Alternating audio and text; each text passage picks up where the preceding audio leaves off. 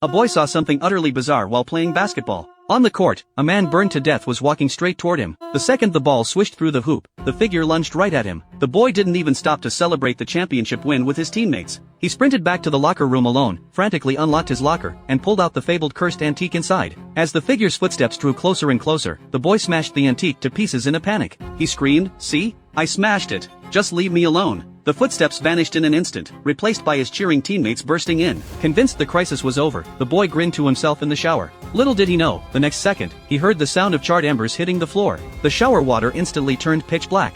Confused, he spun around, only to find the figure standing right behind him. It clapped a hand around his throat and shoved its other hand down his mouth. In the blink of an eye, the bathroom erupted in flames. Within seconds, the boy's entire body was engulfed in raging fire, and his friends who rushed in were horrified by the sight. Shortly after the boy's death, our female lead Lisa transfers to the school, and by sheer chance, is assigned the dead boy's old locker. She unwittingly comes into possession of the antique, which holds a whistle inside. She has a history class that same day, so she brings the whistle to show her history teacher. The teacher tells her it looks like a musical instrument, or a whistle. Based on some of the carvings, he says it is likely an early Mayan artifact, and the ancient script on it may be used to summon the dead. At this, Lisa tries to take the whistle back, but the teacher snatches it out of her hand. "Since you found this in a school locker, it's school property. It should be handed over to a teacher for safekeeping." With him putting it that way, Lisa can't really argue back. The teacher immediately looks up the selling price of similar artifacts online, planning to sell it for a huge profit. But out of curiosity, he gets a wild idea and blows into it. Little does he know, this single breath will cost him his life.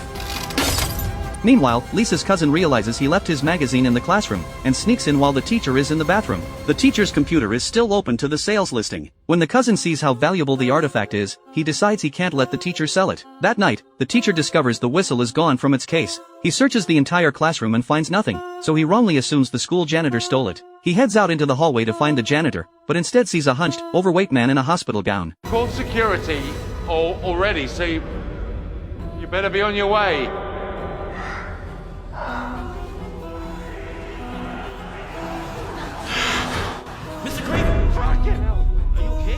The teacher blinks, and the man is gone. He thinks he's just hallucinating from working too late. But when he returns to the classroom, something even more bizarre happens. A cloud of black smoke pours inexplicably from his mouth. Before he can react, the hospital gown monster behind him impales him straight through the chest. It clamps down on his lungs, and as the camera slowly spins, the teacher's hair falls out in clumps. In seconds, he is transformed into an exact copy of the monster. Meanwhile, the cousin pulls out the whistle to show off to his classmates. A girl named Hannah, curious, blows into it too. Everyone there hears an unearthly shriek, and freezes on the spot in terror. But when nothing else happens after a long wait, they all brush it off. The next day back at school, the principal holds a school-wide assembly. What's going on? Mr. Craven died last night. Why? How? Turns out he had stage 4 lung cancer. Dr. Wells said it's amazing he was every last bit yesterday. Everyone falls silent, listening quietly to the principal's address. But Luna sees something no one else can.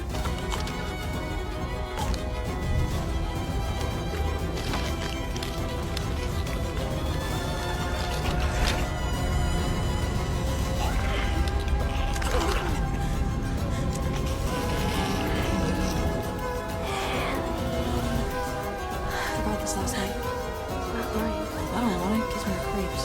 When she snaps back to reality, the woman in the green hoodie standing in front of her has vanished. The cousin says, if you don't want this thing, you can give it back to Mason's family. Mason, of course, is the boy who burned to death at the start of the story. A terrified Luna immediately agrees, saying, I know where his family lives. I'll drive you there. After school, the two set off for Mason's house. The home is filled with antiques Mason's grandmother brought back from her travels, and she now lives there alone. Lisa pulls out the whistle and asks if it's part of her collection, explaining she found it in Mason's locker. But the old woman has this to say. You didn't find it. It found you. Like it found my grandson. Like it found me. This artifact took the lives of her daughter and her grandson, and it will take many more in the future. Its name is Yinkaka. It was a treasure stolen from a plundered, oppressed people. We were told the markings said, summon the dead. Not quite. The markings read, summon your death. The old woman tells them, from the moment you're born, death is searching for you. If you're meant to die at 90, that's when death will find you. But if you hear this whistle, everything changes. Yinkaka will lead death straight to you, long before your time. What does it look like? Death. Like you, of course.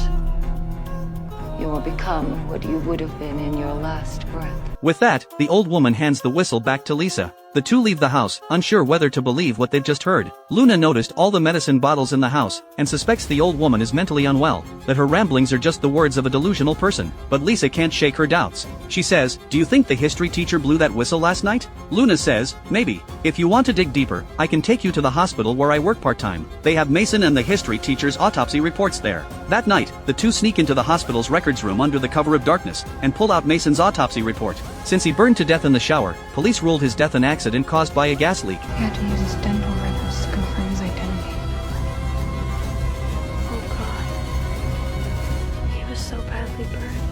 A dental report catches Lisa's eye. It says the dental remains are from a person nearly 50 years old. But Mason was a 17-year-old high schooler. How could he have been 50 when he died? Lisa remembers the old woman's words, and realizes Mason was meant to die in a gas leak at nearly 50 years old. But because he blew the whistle, his 50-year-old self, the one fated to die, found his 17-year-old self ahead of schedule. The history teacher's death follows the exact same logic. I'd give him another 10 to 15 years. Yeah, but not last night. Finally convinced the old woman was telling the truth, they rush straight to the amusement park, desperate to save Hannah, who blew the whistle the night before. Right now, Hannah is inside a maze at the park.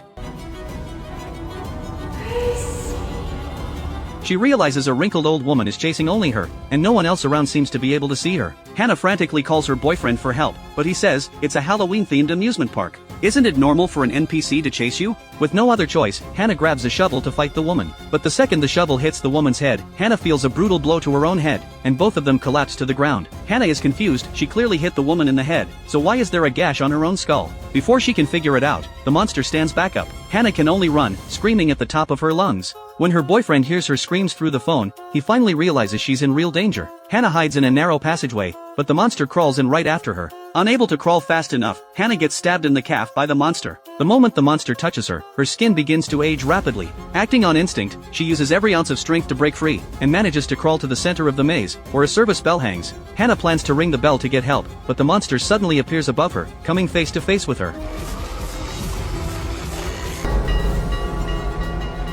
Grace! Grace!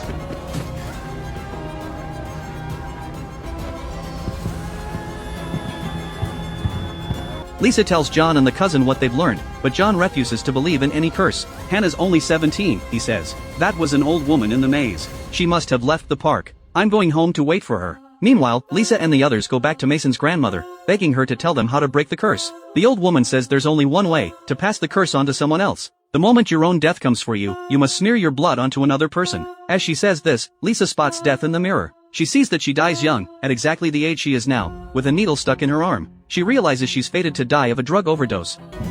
But living, that's up to you. After hearing the old woman's words, the cousin decides to pass his curse on to someone else. But Luna is against the idea. After all, doing this is the same as murder. But Lisa says she doesn't want to run. She's already seen that she'll die of an overdose in the near future. But the cousin has no patience for their talk. The night before, he had a vision of his own death. He's killed in an accident, pulled into an industrial shredder at a factory. He immediately drives off, and soon finds his target, a man he hates with every fiber of his being. This man deals drugs to young people, and in the cousin's eyes, he's no different from a murderer. He ties the man up in an abandoned factory, then cuts his own palm, ready to smear his blood on the man the second death arrives. Ralph! Ralph, you don't have to do this!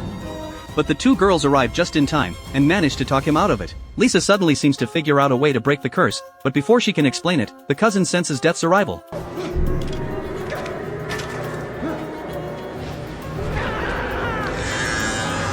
His premonition is spot on. His future self dies after falling into an industrial mixer, and Lisa can only watch helplessly as the cousin is shredded to pieces right in front of her, out of thin air. Now, Lisa makes up her mind. She can't let death find any more of them. The plan she thought of is simple: enter a near-death state on purpose, then be revived. Put simply, it's a race against death. Die once before he comes for you, and you break the curse. As luck would have it, Luna has a crate of drugs she stole from the hospital in her car, perfect for the job. The two then hide in an abandoned workshop next door, where they also find a defibrillator.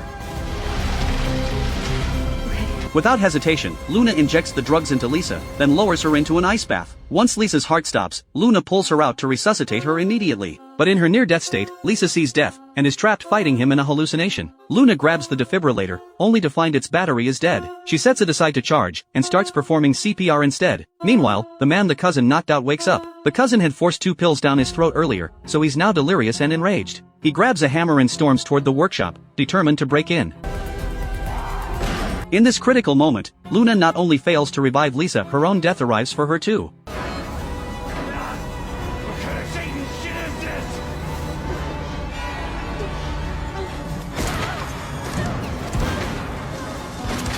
To make matters worse, the man smashes the defibrillator beyond repair, and Luna is stabbed in the stomach by death. She has to keep trying to save Lisa, through the searing pain. In her trance, Lisa remembers the old woman's words, "Death is inevitable, but how you live is up to you." In an instant, a powerful force calls her back. When Lisa is resuscitated, she comes back with a new ability. She can see Luna's death, but the ability only lets her see it. She can do nothing to save Luna from her impending death. Just when she's out of options, the man bursts into the workshop. Delirious, he accidentally brushes against Luna's blood, smearing it on himself. The curse transfers to him. Just as he raises a gun to shoot Lisa and Luna, his own death arrives, the version of him that drowns in middle age. Terrified, the man fires multiple shots at death, but every single bullet hits his own body. That's the full plot of the new horror film Death Whistle. The premise of the story is really clever and unique. Alright, that's it for today's story. See you in the next one.